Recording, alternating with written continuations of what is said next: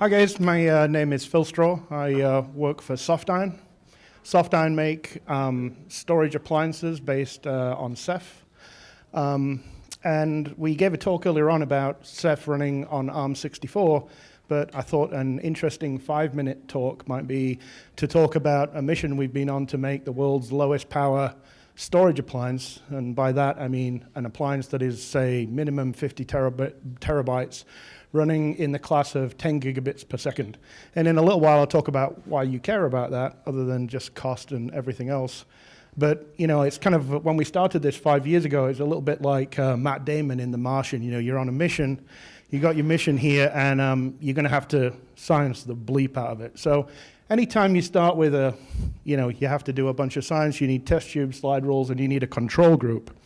And so in the process of doing this, one of the things we do in power engineering is thermal analysis. And so when you get a thermal camera like this, a $20,000 camera, the first thing you have to do is take a picture of your dog. And so this is our control group. It's actually my dog, the company mascot, Ladybird, Bird for short. And as you can see, she's a bit of a hot dog. She's old, she's 14. She has an interesting profile. She likes to eat, and because of that, she runs hot. And so, it begs the question, can you make a storage product in the enterprise class that runs cooler than my dog? And she's a pretty cool dog. So,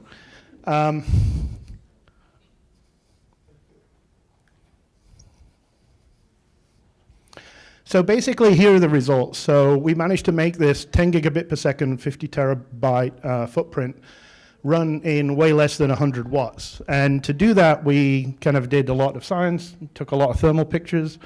And we basically had to kind of noodle on taking power out. And for every piece of power you take out, you take more power. And the opposite is true. The more power you use, the more you will then consume, because when things run hot, you use more power, et cetera, et cetera. And so we did a whole bunch of things. We had to make our own BMC technology. We found that power supplies, when you run in the 850 watt class, but you only pull 100 watts, doesn't run very efficient at all, so it throws off a whole bunch of heat. And so you can see here on the right-hand side, we have a comparison with the lowest power, kind of commodity PC that's meant to do storage. A 10 drive box from Supermicro is running really, really hot.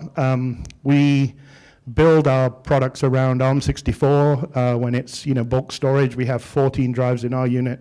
So basically, the reason that you care is that if you can get the power really down, well, you don't have to pay the power bill. You don't have to pay for the air conditioning, which is from the heat that's created from the power consumption.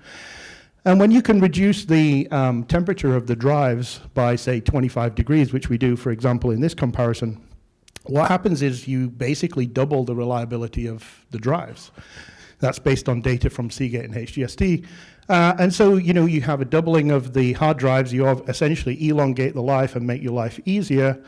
And you can do other things too, like essentially trade the OPEX to pay for the CAPEX of the product in, say, a 2 to 3 year footprint. So some very interesting things happen on just the basis of power and heat.